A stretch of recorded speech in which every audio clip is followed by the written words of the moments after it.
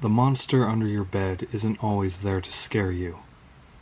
Credited to Life is Strange, Me Too.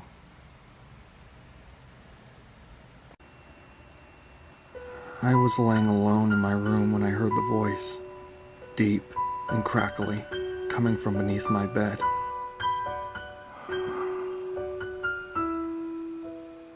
Hey. The voice called out. I told myself I was just imagining it. Hey, kid. The voice repeated. I drew my knees up to my chest and ducked my head under the blanket, trying to shut out the voice and the cold wind that drifted through the window, ruffling the curtains. Who are you? I asked. I'm the monster underneath your bed. The voice replied. You mean you're real? I asked. What do you mean? Of course I'm real. The monster said. Do you have a name? I asked. Of course I have a name. Oh. Well, what is it? Frank. Frank? Yeah. Is there something wrong with that? The monster said. No, I mean, I don't know, I said. It's just not very monsterly. Well, my parents didn't want me to be a monster.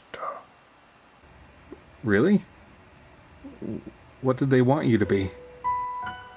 A dentist. That's funny, I said. I could feel myself beginning to smile. What do your parents want you to be? It asked. I don't know.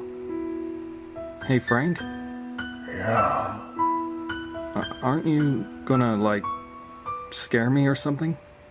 What? Why would I do that? Well, you're a monster, aren't you? Well, yeah, of course I am. But that doesn't mean that I scare little kids. But I thought that was your job. It's my job to scare people. But only bad people. He replied. Am I a bad person? I asked. No. But you're not the one I'm here to scare. He said. Who are you here to scare? I asked.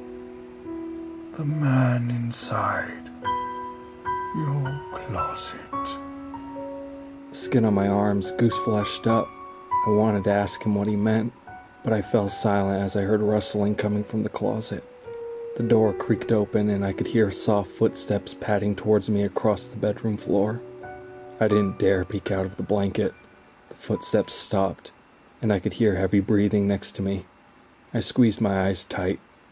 The warm sanctuary of the blanket disappeared as it was yanked off me. I hugged my arms around my legs and prepared for the worst. A scream shattered the night air, followed by the sound of breaking glass. I opened my eyes a crack to see a knife laying on the carpet next to my bed, blade glinting in the moonlight. My parents rushed into the room and asked me what had happened, but I didn't know what to say, only that someone had been hiding in my closet and they'd jumped out the window. My parents called 911, and the police came right away. They picked up a man called Gary Thomas sprinting through the streets a couple blocks away. He was covered in blood and broken glass. They found Gary's car abandoned on our property, and inside they found duct tape, knives, barbiturates, and a video camera. From what I heard, Gary's lawyer employed an insanity defense, and Gary is currently incarcerated in a state mental facility for the criminally insane. I never heard from Frank the monster again, but the officer who arrested Gary told me that he sleeps on the floor of the facility.